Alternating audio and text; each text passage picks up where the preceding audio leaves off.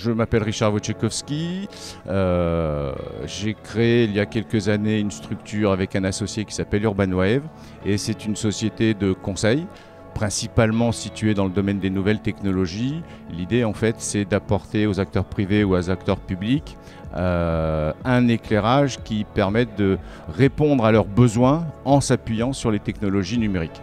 L'objet, c'est, comme je le disais, d'accompagner des structures et aujourd'hui, on axe nos activités principalement sur 3 pivots, celui de la Smart City, du Smart Service ou de la Smart Industry. Donc en gros, c'est faire en sorte d'agir plus intelligemment, plus efficacement, de manière plus vertueuse également. Et ce qu'apportent, je dirais, aujourd'hui les technologies numériques, c'est un fonctionnement qui sort un petit peu du silo. Généralement, historiquement, les gens ont tendance à travailler ou seuls ou par département, etc. ou dans une entreprise. Là, l'idée, c'est d'échanger et en gros, ça part du principe qu'on est plus fort et plus intelligent à plusieurs que seul.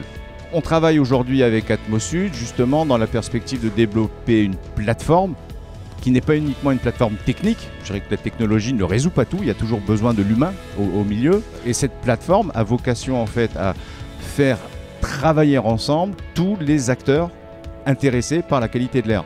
Donc tous les acteurs, c'est les industriels, les institutionnels, les citoyens.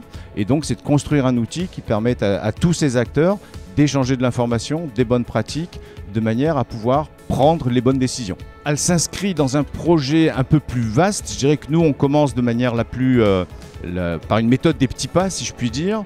Elle s'inscrit dans un programme plus vaste qui a été notamment présenté ce matin, je crois, par Anne Berlancourt de Lab in the Air, qui est la plateforme d'innovation d'Atmosud et qui travaille sur un projet qui s'appelle DIAMS, Digital Alliance Marseille Sustainability, donc Alliance digitale pour un Marseille durable, qui est porté par la métropole et qui est un projet à horizon de 4 ou 5 ans.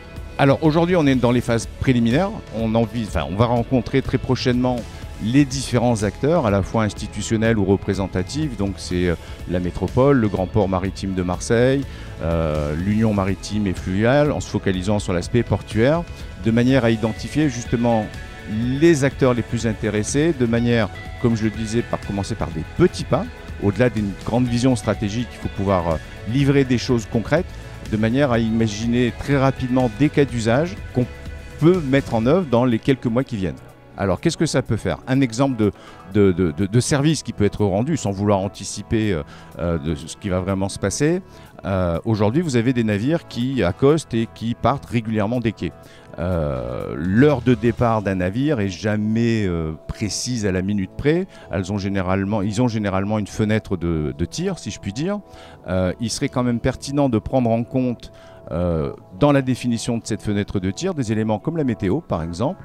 S'il y a de la brise terrestre ou de la brise marine, les fumées que balance le navire, elles ne vont pas dans le même sens. Soit elles sont balancées sur les riverains, soit elles sont balancées vers la mer. Donc si le capitaine du navire a l'information comme quoi la brise terrestre va souffler de telle heure à telle heure, il va pouvoir adapter son départ en conséquence. Le but, c'est pas simplement de collecter de l'information pour le plaisir de collecter de l'information, c'est de collecter de l'information pour pouvoir en tirer les bonnes décisions, si je puis dire, et passer à l'action.